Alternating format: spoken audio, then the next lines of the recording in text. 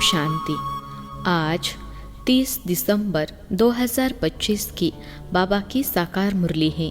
मुरली के महावाक्य हैं, मीठे बच्चे, पापों से हल्का होने के लिए वफादार ऑनेस्ट बन अपनी कर्म कहानी बाप को लिख कर दो तो क्षमा हो जाएगी। प्रश्न है, संगम युग पर तुम बच्चे कौन सा बीज नहीं बो सकते हो? उत्तर है, देह अभिमान का। इस बीज से सब विकारों के झाड़ निकल पड़ते हैं। इस समय सारी दुनिया में 5 विकारों के झाड़ निकले हुए हैं।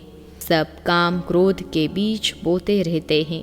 तुम्हें बाप का डायरेक्शन है, बच्चे योग बल से पावन बनो, यह बीज बोना बंद करो। गीत है, तुम्हें पाके हमने शाह पा लिया है। ओम शांति। मीठे मीठे रूहानी बच्चों ने गीत सुना। अभी तो थोड़े हैं, अनेकानेक बच्चे हो जाएंगे।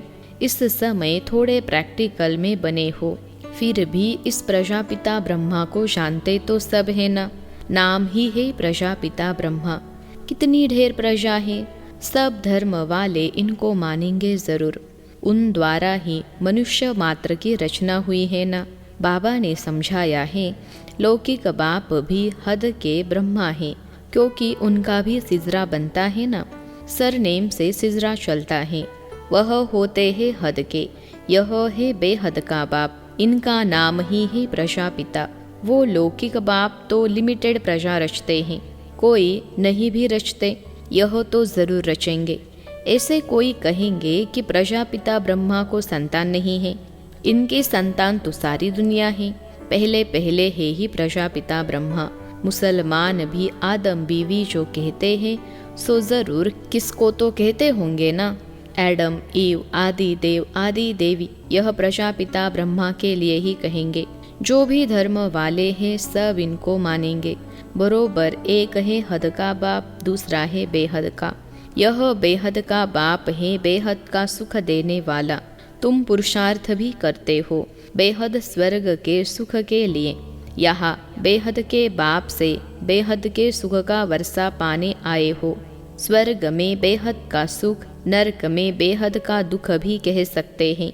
दुख भी बहुत आने वाले हैं, हाय हाय करते रहेंगे। बाप ने तुमको सारे विश्व के आदि मध्य अंत का राज समझाया है। तुम बच्चे सामने बैठे हो और पुरुषार्थ भी करते हो। यह तो मात पिता दोनों हुए ना। इतने ढेर बच्चे हैं, बेहद के मात पिता से कभी कोई दुश्मनी रखेंगे नहीं। मात पिता से कितना सुख मिलता है। गाते भी है तुम मात पिता, यह तो बच्चे ही समझते हैं। दूसरे धर्म वाले सब फादर को ही बुलाते हैं, मात पिता नहीं कहेंगे। सिर्फ यहाँ ही गाते हैं, तुम मात पिता। तुम बच्चे जानते हो, हम पढ़कर मनुष्य से देवता, कांटे से फूल बन रहे हैं। बाप खिवैया भी है, बागवान भी है। बाकी तुम ब्राह्मण सब अनेक प्रकार के माली हो। मुगल गार्डन का भी माली होता है ना, उनकी पगार भी कितनी अच्छी होती है। माली भी नंबरवार है ना। कोई कोई माली कितने अच्छे अच्छे फूल बनाते हैं। फूलों में एक किंग ऑफ फ्लावर भी होता है। सतयुग में किंग क्वीन फ्लावर भी है ना। यहाँ भल महाराजा महारानी है, परंतु फ्लावर्स नहीं है। पतित बनने से कांटे बन जाते हैं। रास्ते चलते चलते कांटा लगा कर भाग जाते हैं। अजामिल भी उनको कहा जाता है। सबसे शास्त्री भक्ति भी तुम करते हो। वाम मार्ग में गिरने वाले चित्र देखो, कैसे कैसे गंदे बनाए हुए हैं। देवताओं के ही चित्र दिए हैं। अब वह है वाम मार्ग के चित्र। अभी तुम बच्चों ने यह बातें समझ ली हैं। तुम अभी ब्राह्मण बने हो। हम विकारों से बहुत दूर दूर जाते हैं। ब्राह्मणों में भाई बहन के साथ विकार में जाना, यह तो बहुत बड़ा क्रिमिनल असॉल्ट हो जाए, नाम ही खराब हो जाता है। इसलिए छोटे पेन से ही कुछ खराब काम किया है तो वह भी बाबा को सुनाते हैं तो आधा माफ हो जाता है। याद तो रहता है ना, फलाने समय यह हमने गंदा काम किया, बाबा को लिख कर देते हैं। जो बहुत वफादार ऑनेस्ट होते हैं वह बाबा को लिखते हैं, बाबा हमने यह गंदा काम किया, क्षमा करो। बाप कहते हैं क्षमा तो होती नहीं, बाकी सच बताते हो तो वह हल्का हो जाएगा। ऐसे नहीं भूल जाता है। भूल नहीं सकता। आगे फिर ऐसा कोई काम न हो उसके लिए खबरदार करता हूँ। बाकी दिल खाती ज़रूर हैं। कहते हैं बाबा हम तो अजामिल थे, इस जन्म की ही बात है। यह भी अभी तुम जानते हो। कब से वाम मार्ग में आकर पाप आत्मा बने हो। अब बाप फिर हमको पुण्य आत्मा बनाते हैं। पुण्य आत्माओं की दुनिया ही अलग है। भल दुनिया एक ही है, परंतु समझ गए हो कि दो भाग में है। एक है पुण्य आत्माओं की दुनिया जिसको स्वर्ग कहा जाता है, दूसरी है पाप आत्माओं की दुनिया जिसको नरक दुख धाम कहा जाता है। सुख की दुनिया और दुख की दुनिया। दुख की दुनिया में सब चिल्लाते रहते हैं, हमको लिबरेट करो, अपने घर ले जाओ। यह भी बच्चे समझते हैं कि घर में जाकर बैठना नहीं है, फिर पाड़ बजाने आना है।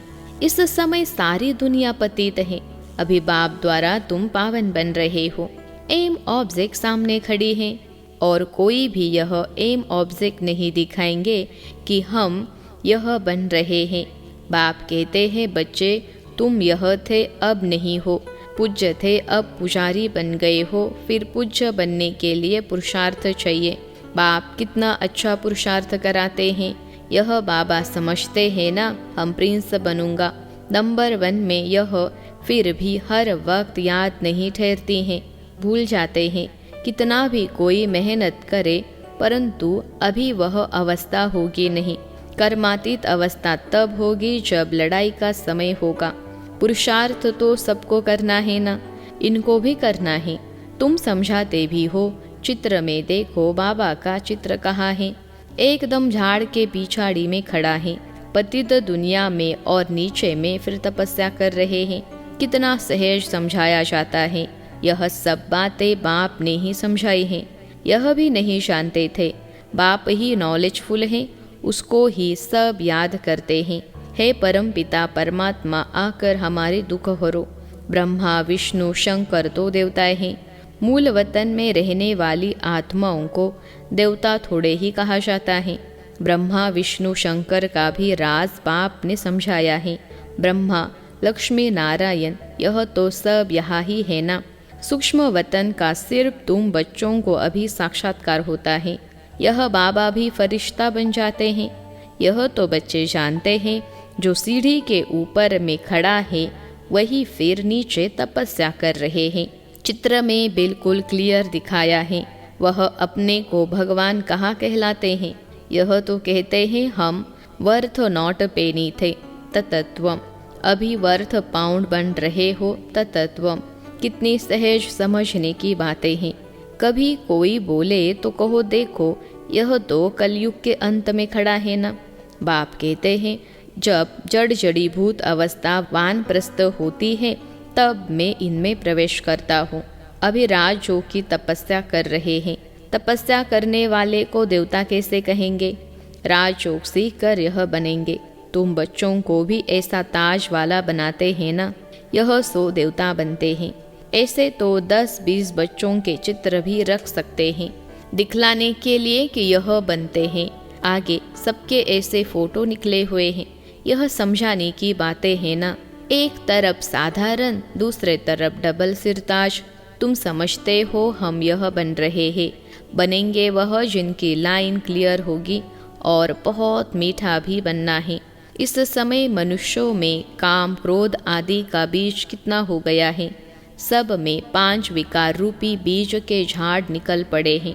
अभी बाप कहते हैं ऐसा बीज नहीं बोना है। संगम युग पर तुमको देह अभिमान का बीज नहीं बोना है, काम का बीज नहीं बोना है। आधा कल्प के लिए फिर रावण ही नहीं रहेगा। हर एक बात बाप बेट बच्चों को समझाते हैं। मुख्य तो एक ही बात है, मन मना भव। बाप कहते हैं मुझे याद करो। सबसे पिछाड़ी में यह है, फिर सबसे पहले भी यह है। योग बल से कितना पावन बनते हैं। शुरू में तो बच्चों को बहुत साक्षात्कार होते थे। भक्ति मार्ग में जब नोधा भक्ति करते हैं तब साक्षात्कार होता है। यहाँ तो यह बैठे बैठे ध्यान में चले जाते थे। इसको जादू समझते थे। यह तो फर्स्ट क्लास जादू है। मीरा ने तो बहुत तपस्या की, साधु संत आदि का संग किया। यहाँ साधु आदि कहाँ है? यह तो बाप है ना, सबका बाप है शु बाबा। कहते हैं गुरुजी से मिले, यहाँ तो गुरु है नहीं, शु बाबा तो है निराकार। फिर किससे मिलना चाहते हो? उन गुरुओं के पास तो जाकर भेंटा रखते हैं। यह तो बाप बेहद का मालिक है, यहाँ भेंटा आदि चढ़ाने की बात नहीं। यह पैसा क्या करेंगे? यह ब्रह्मा भी समझते हैं हम विश्व का मालिक बनते हैं। बच्चे जो कुछ पैसा आदि देते हैं तो उनके लिए ही मकान आदि बना देते हैं। पैसे तो न शिव बाबा के काम के हैं न ब्रह्मा बाबा के काम के हैं। यह मकान आदि बनाया ही है बच्चों के लिए। बच्चे ही आकर रहते हैं। कोई गरीब है, कोई साहूकार है, कोई तो 2 रुपये भी भेज देते हैं। बाबा हमारी 1 ईंट लगा दो, कोई 1000 भेज देते हैं। भावना तो दोनों की एक है ना, तो दोनों का इक्वल बन जाता है। फिर बच्चे आते हैं जहाँ चाहे रहे। जिसने मकान बनवाया है वह अगर आते हैं तो उनको ज़रूर सुख से रहाएंगे। कई फिर कह देते बाबा के पास भी खातिरी होती है। अरे वह तो ज़रूर करनी पड़ेगी ना। कोई कैसे है, कोई तो कहाँ भी बैठ जाते हैं, कोई बहुत नाजुक होते हैं। विलायत में रहने वाले बड़े बड़े महलों में रहने वाले होते हैं। हर एक नेशन में बड़े बड़े साहूकार निकलते हैं तो मकान आदि ऐसे बनाते हैं। यहाँ तो देखो कितने ढेर बच्चे आते हैं और किसी बाप को ऐसे ख्यालात थोड़े ही होंगे करके 10, 12, 20 पुत्र पुत्रियाँ हो। अच्छा, किसको 200, 500 भी हो, इनसे शास्ती तो नहीं होंगे। इस बाबा की फैमिली तो कितनी बड़ी है और ही वृद्धि को पानी है। यह तो राजधानी स्थापन हो रही है। बाप की फैमिली कितनी बनेंगी? फिर प्रजापिता ब्रह्मा की फैमिली कितनी हो गई? कल्प कल्प जब आते हैं तब ही वंडरफुल बातें तुम्हारे कानों में पड़ती हैं। बाप के लिए ही कहते हो ना, हे प्रभु तुम्हारी गति मत सबसे न्यारी शुरू होती है। भक्ति और ज्ञान में फर्क देखो कितना है।